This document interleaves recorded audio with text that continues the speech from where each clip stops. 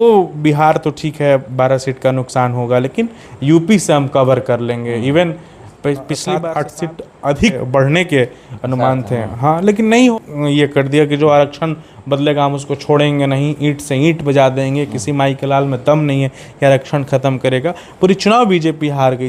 इस चुनाव राहुल गांधी अति आत्मविश्वास में भी जा रहे हैं। अभी कल के एक घटना को मैं आपको जिक्र कर रहा हूँ। एक मौसमी सिंह नाम की पत्रकार हैं, निजी संस्थान में काम करती हैं, उनको उन्होंने जलील कर दिया। ठीक है, एक सवाल को लेकर की। बहुत शानदार पत्रकार हैं, जन सरोकारी पत्रकार हैं, तो अति आत्मविश्वास में जा रहे हैं। राहुल गांधी 24 से बेहतर होगा, लोकसभा में बेहतर होगा, यूपी में बेहतर होगा। जिस तरीके की इन लोग एक्टिविटी दिख रही है, मुझे लगता है कि बेहतर होगा। क्योंकि ये सोने वाले नहीं है, ये हार गए तो मतलब ये गिव अप करके सोने वाले लोग तो नहीं है ये। क्योंकि 2 सीट से तीसरी बार सरकार में आना ये दर्शाता है कि 2024 लोकसभा चुनाव में बीजेपी को सबसे ज़्यादा किसी राज्य से उम्मीद थी तो वो उत्तर प्रदेश। बीजेपी को ये उम्मीद थी कि उत्तर प्रदेश में हम इस बार बेहतर करेंगे, हम 70 से अधिक सीटें लाएंगे, मगर ऐसा हुआ नहीं। वहाँ पर सबसे बड़ी पार्टी के रूप में समाजवादी पार्टी बन के उभरी। 37 सांसद समाजवादी पार्टी के वहाँ पर जीतकर दिल्ली पहुँचे हैं। और कैसे बीजेपी वहाँ पर हारी, चलिए इसी विषय पर हमारे साथ बात करने के लिए नीलांबर पाठक जी बैठे हुए हैं। मैं इनसे जानने का प्रयास करता हूँ, क्या आपको ये उम्मीद थी कि उत्तर प्रदेश में जो रिजल्ट आया है ये आने वाला है? देखिए, वृहद तौर पर माने तो इसकी उम्मीद किसी की भी नहीं थी। जो भी ग्राउंड पे नहीं उतरा है, उत्तर प्रदेश की एक एक सीट पे नहीं गया, उसकी उम्मीद बीजेपी को भी नहीं थी। ठीक है, ये कैसे हुआ, ये क्या हुआ, ये तो राजनीतिक पार्टियां जाने, वो आत्ममंथन करें। मैं जहाँ तक जो मैं समझता हूँ कि उत्तर प्रदेश में 2-3 बड़े रीज़न थे। एक तो कि भारतीय जनता पार्टी ने उत्तर प्रदेश को फॉर ग्रांटेड ले लिया था, अति आत्मविश्वास कि ये तो मेरा हो ही गया। हमने अयोध्या बना दिया, हमने काशी बना दिया, मथुरा पे बात कर रहे हैं। तो ये एक वो समझ गए थे कि उत्तर प्रदेश में बहुत मेहनत करने की ज़रूरत है नहीं। ये एक बड़ा रीज़न हो गया। दूसरा एक रीज़न हो गया स्थानीय मुद्दे। इस चुनाव ने इस परिपाटी को तोड़ा है कि भारतीय जनता पार्टी के नाम पर कुत्ता भी खड़ा होगा तो जीत जाएगा। लोग कह रहे थे कि मोदी के नाम पे, भारतीय जनता पार्टी के नाम पे कुत्ता भी खड़ा होगा तो जीत जाएगा। जनता ने बता दिया, भाई साहब आप गलत सोच रहे हैं, ऐसा नहीं है। भारतीय जनता पार्टी हो या कोई दल हो, जो बात मुद्दों की करेगा हम उसको वोट देंगे। ये एक दूसरा कारण हो गया। तीसरा एक कारण हो गया कि प्रत्याशियों का जो चुनाव, ये बहुत मायने रखता है और इसमें कहीं ना कहीं बीजेपी चूक गई है और इसका भरपूर लाभ उठाया है समाजवादी पार्टी ने। आप बलिया सीट को देख लें, बलिया सीट पे 25% ब्राह्मण हैं और भारतीय जनता पार्टी ने नीरज शेखर को टिकट दे दिया। नीरज शेखर टिकट हार गए, हालांकि वो one of the safe seat होती थी बीजेपी के लिए, लेकिन वहाँ गेम खेल दिया समाजवादी पार्टी ने, सनातन पांडे को टिकट दे दिया। तो ये फैक्टर हुए हैं कहीं ना कहीं। आप खुद देखिए, राहुल गांधी को स्मृति ईरानी ने हराया, लेकिन वो हार गई एक पहली बार चुनाव लड़ रहे प्रतिनिधि से। तो ये कहीं ना कहीं स्थानीय मुद्दे रहे हैं, ये एकदम तय है। बात तो ये भी हो रही है कि पार्टी नेताओं के भीतरी आंतरिक कलह ने चुनाव को प्रभावित किया है, ये एक बड़ा कारण है। दूसरा, नरेंद्र मोदी और संपूर्ण भारतीय जनता पार्टी दक्षिण भारत में बहुत प्रयास कर रही थी और वो मान के चल रही थी कि वो बिहार तो ठीक है, 12 सीट का नुकसान होगा, लेकिन यूपी से हम कवर कर लेंगे। इवन पिछली बार 8 सीट अधिक बढ़ने के अनुमान थे। हाँ, लेकिन नहीं हो पाया। कारण मैंने आपको बता ही दिया क्यों नहीं हो पाया। क्या राम मंदिर मुद्दा नहीं चला? योगी मोदी का एक जोड़ी, जो लोग कहते थे कि योगी मोदी की जोड़ी है उत्तर प्रदेश में, डबल इंजन की सरकार है, यहाँ पर बीजेपी लोकसभा में तो हार ही नहीं सकती है। देखिए, राम मंदिर संपूर्ण देश को अच्छा लग रहा है, लेकिन इसका मतलब ये नहीं कि अयोध्या को भी अच्छा लगेगा। निर्माण के पहले विध्वंस होता है, ठीक है? तो राम मंदिर निर्माण के पहले बहुत विध्वंस हुआ है, लोगों के घरों को तोड़ा गया है। तो वो फैक्टर रहा है इस चुनाव में। ये अयोध्या भी हार गए हैं। हाँ, हार गए हैं, प्रत्याशी का चुनाव बेहतर नहीं हो पाया।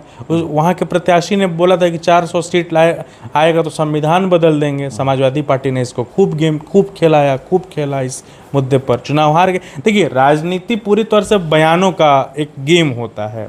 बिहार विधानसभा चुनाव में मुझे याद है मोहन भागवत ने बस इतना कहा था कि आरक्षण पर विचार करने की ज़रूरत है। इतने में वो लालू यादव ने पूरा गेम ये कर दिया कि जो आरक्षण बदलेगा हम उसको छोड़ेंगे नहीं, ईंट से ईंट बजा देंगे, किसी माई के लाल में दम नहीं है कि आरक्षण खत्म करेगा। पूरी चुनाव बीजेपी हार गई। इस चुनाव में भी वही हुआ। राहुल गांधी संविधान की किताब लेकर घूमते रहे, कहते रहे कि बीजेपी इसको खत्म करना चाहती है, आरक्षण खत्म करना चाहती है। मैं वही बात तो कह रहा हूँ कि अयोध्या के भारतीय जनता पार्टी के कैंडिडेट ने ऑन रिकॉर्ड ये बात कहा है कि यदि हम चुनाव जीते तो संविधान बदल देंगे। और प्रधानमंत्री बोले हैं ना कि नहीं, ऐसा कोई नहीं कर सकता। अगर बाबा भीमराव अम्बेडकर भी अब आ जाएंगे तो आरक्षण समाप्त नहीं कर सकते हैं, संविधान खत्म नहीं कर सकते हैं। एक बात तो आप समझ लीजिए कि भारतीय संविधान के तहत भारत में किसी प्रधानमंत्री का चुनाव नहीं होता है। भारत में मेंबर ऑफ पार्लियामेंट सांसद का चुनाव होता है। सांसद जो बोलेगा लोग उसको ज़्यादा सुनेंगे, न कि नरेंद्र मोदी का। हालांकि इसका मतलब ये नहीं है कि मोदी मैजिक ख़त्म हुआ है, ये बिल्कुल नहीं है। यूपी में भी, पूरे देश में भी ये पहली बार है कि एक नेता की करिश्माई छवि अभी तक बरकरार है। 15 साल आज होने को हैं, जो 20 साल मुख्यमंत्री रहा है, उसके बाद प्रधानमंत्री, और इतने डाइवर्सिटी के साथ देश को चलाना, उसके बाद भी मोदी मैजिक बरकरार है, तो ये मोदी जी की तारीफ़ की बात है। आप ये मत देखिए कि हम यूपी हार गए। यूपी के लिए मतलब बीजेपी यूपी हार गई, मतलब बीजेपी यूपी हार गई, ठीक है, उसका अपना एक मुद्दा था, स्थानीय मुद्दा था, प्रत्याशियों का चुनाव था, या फिर पार्टी के आंतरिक कलह थे, या फिर अच्छी रणनीति नहीं रही होगी, उन्होंने यूपी को फॉर ग्रांटेड ले लिया, अंडरएस्टिमेट कर दिया। ये कई सारे कारण हैं। लेकिन आप ये भी देखिए कि यूपी जहाँ एक तरफ हारा है उन लोगों ने, वहाँ पूरे देश में मतलब दक्षिण में उनका अच्छा परफॉर्मेंस रहा है, उड़ीसा में रहा है, केरला में तो विधानसभा का चुनाव क्लीन स्वीप कर गए। उड़ीसा में ये कितनी शानदार बात है कि उड़ीसा जैसे राज्य में क्लीन स्वीप कर जाना महज 10-15 साल में। सामान्यतः संगठन बनने में 100 साल लगते हैं, लेकिन 15-20 साल में, 15 साल की मेहनत में वो क्लीन स्वीप कर गए। उन्होंने केरला जैसे हार्डकोर कम्युनिस्ट स्टेट में पहला सीट लेके आ गए। वो दक्षिण भारत में अच्छा उनका वोट प्रतिशत बढ़ा है। तो कहीं ना कहीं चीज़ें तो उसी राह पर रही हैं जो 14 में रही, जो 19 में रही। तो मुझे नहीं लगता है कि उसमें कुछ बहुत परिवर्तन हुआ है। यूपी के हारने से बीजेपी का मनोबल कम हुआ है, ऐसा कुछ नहीं है। बीजेपी कैडर बेस्ड पार्टी है, जो हम लोगों ने देखा है। मैं इसमें भी भविष्य बता दे रहा हूँ, हालांकि मैं भविष्य को देखने वाला नहीं हूँ, लेकिन जो मैं राजनीति को समझ रहा हूँ, जो मैं भारतीय जनता पार्टी को समझ रहा हूँ, जो अन्य पार्टियों को समझ रहा हूँ, इसका मैं भविष्य बता रहा हूँ। राहुल गांधी अति आत्मविश्वास में भी जा रहे हैं। अभी कल के एक घटना को मैं आपको जिक्र कर रहा हूँ। एक मौसमी सिंह नाम की पत्रकार हैं, निजी संस्थान में काम करती हैं, उनको उन्होंने जलील कर दिया, ठीक है, एक सवाल को लेकर की। बहुत शानदार पत्रकार हैं, जन सरोकारी पत्रकार हैं, तो अति आत्मविश्वास में जा रहे हैं राहुल गांधी। समाजवादी पार्टी के नेता अखिलेश यादव अच्छा करेंगे, लेकिन वो कांग्रेस के किए का भुगतान करेंगे, पहली बात। दूसरा, इस हार को आप ये चीज़ देखिए कि भारतीय जनता पार्टी अपने जीत में हार देख रही है।